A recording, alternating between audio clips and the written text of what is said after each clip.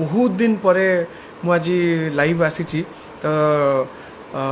माने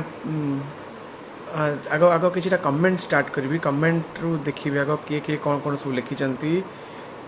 हेलो समस्ते लिखिं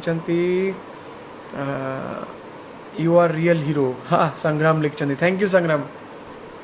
thank you माने माने टिके कलर टेकी देली आपन कमेंट पाई मिता लिखिं हाय नेक्स्ट फिल्म शुड बी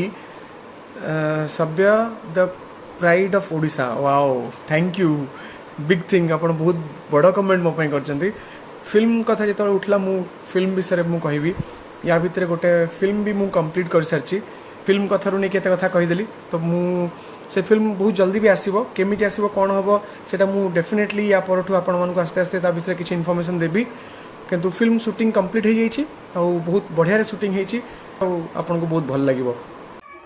दर्शक बंधु 4 नवेम्बर रिलीज होची अभिनेता बाबूशान महांती चलचित्र दमन जहाँ मालकानगिरी डॉक्टर ओमकार रतेंकर एक सत्य घटना ने फिल्म तैयारी करा जायछि। ओडिशावासी को मध्य ए फिल्म बहुत पसंद आसी ओडिया फिल्म इंडस्ट्री को आग को बढ़ाइबार ए फिल्म नुआ रूप देवाक जाउछि। तो फ्रेंड्स आपण मानक बाबूशान को ए नुआ फिल्म देखा केमिति लागुछि आमको कमेंट कर निश्चय जणातु।